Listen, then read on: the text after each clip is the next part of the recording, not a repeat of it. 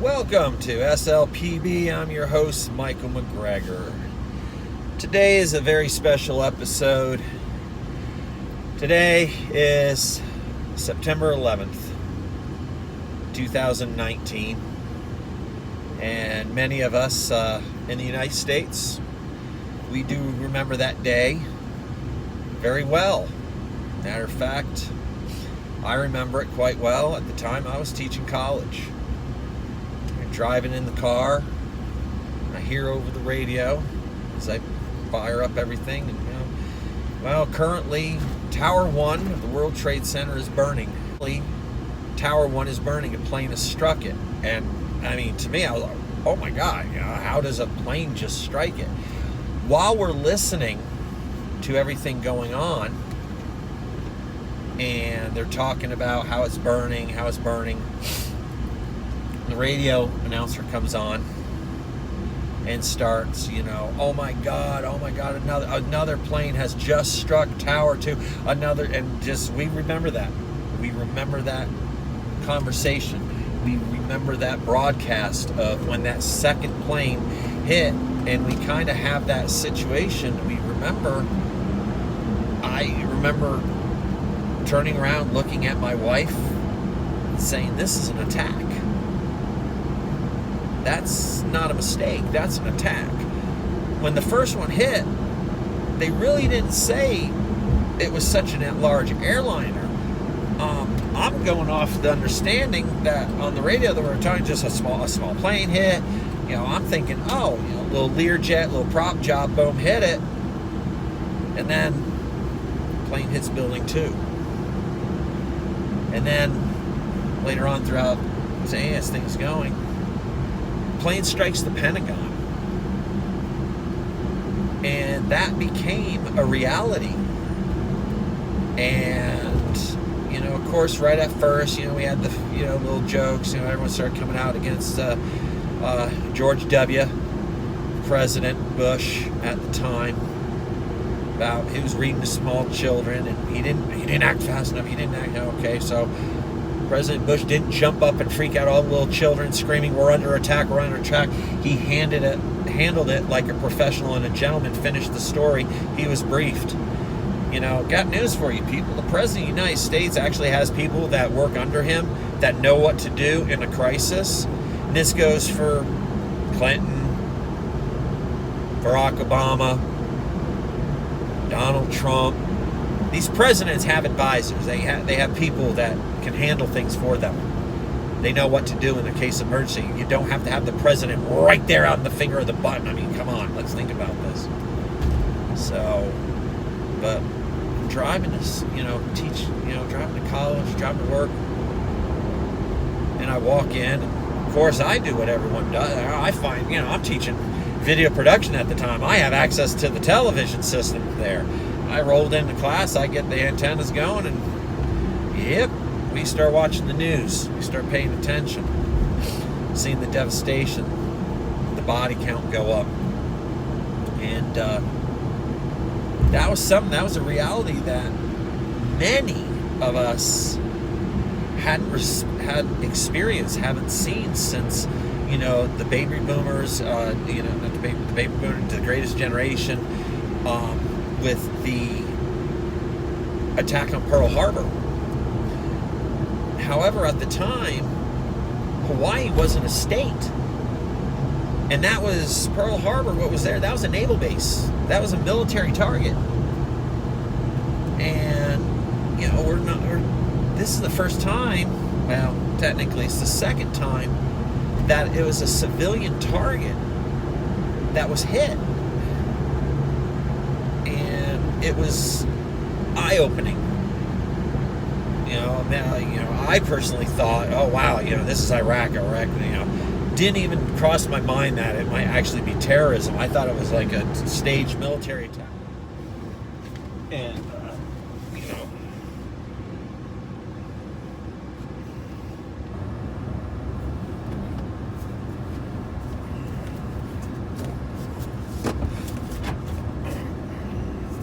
okay. Fucking idiots. Okay, roll from here. And I thought it was a staged attack from Iraq. You know, I didn't think Al-Qaeda or Osama bin Laden being a part of that. So, you know, September 11th.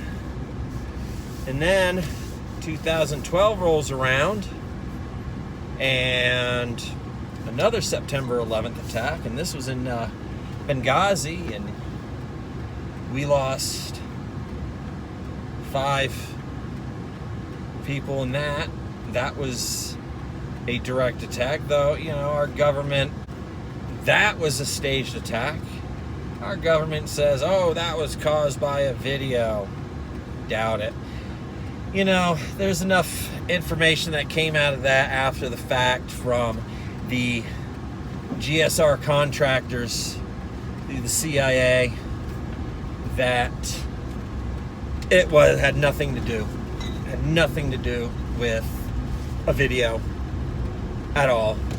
It was an attack by, you know, Al-Qaeda, ISIS. It was an attack to go after Ambassador Stevens, and it was a blow to America, in my belief, plain and simple. And that was tragic. And we're still waiting for actual answers of why certain things were denied in that attack. You know, that's a motivator for a lot of people out there. You know, you had a sitting president, a sitting Secretary of State that virtually ignored the requests for help.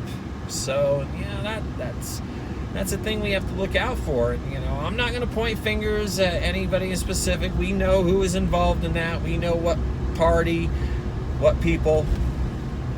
We know what party, what people. We know the sides, and that was a motivator, which leads us to what we have currently, you know, who we have currently running our country right now. And, you know, whether you like him or, you know, there's no dislike of the guy. You know, you either like the guy or you outright despise and hate and you want him hung. I mean, politics in this country is just getting worse and worse. It really is. The divide is actually getting quite disgusting. And we see that with the rise of certain groups within our own country, you know, that, you know, Lord forbid, you know, you're someone that supports the current president, you're a fascist, Nazi, homophobe, racist, bigot. I mean, the whole list goes down. It's like, you know, okay, you know, you're going to throw out names at people, you know, get over it. You know, he's the current president, you know. The people on the other side dealt with that current president. You know, my thing is, protect the Constitution. I'm good. Protect the Constitution the way it was written. It's not a living document. It's a solid document. It's there. What is written is written. It's clearly stated, especially that Bill of Rights. That Bill of Rights is what we're slipping away from. And, you know, that kind of leads us to what happened with 9/11. I mean, you know, everyone's like, oh, we need the Patriot Act. We need the Patriot Act. Patriot Act, honestly, changed a lot of things. That, you know, due process, invasion of privacy. Patriot Act in itself is honestly a trampling of the Bill of Rights. You know, I believe it was Benjamin Franklin who actually said, and I know anymore with Facebook and everything else, we got memes and all that. No one knows who said what anymore because everyone's throwing quotes with a picture of this person or that person. However, I do believe it was Benjamin Franklin who actually said, those who would give up liberty for security shall have neither. And you know what? SLPV, we believe that. You give up your liberty for security, you're not going to have neither. Plain and simple. So, I'll keep this one fairly short. Tomorrow, today, when you listen to this, it's September 11th. It's September 11th. And it's a time that we should stop and reflect upon what changed, what happened, the lives lost. Remember that. Try to take a moment of the day for a moment of silence to remember all the lives that were lost in those attacks on September 11th. And remember what happened the day after.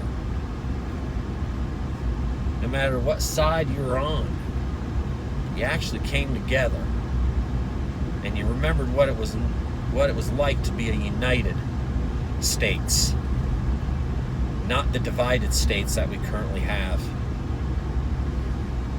It's time to step back and reflect on that, and maybe by our individual actions we can actually get back to that united states where we can accept different points of view without screaming vile, disgusting names just because you disagree with the sitting president or someone's First Amendment of something they're saying.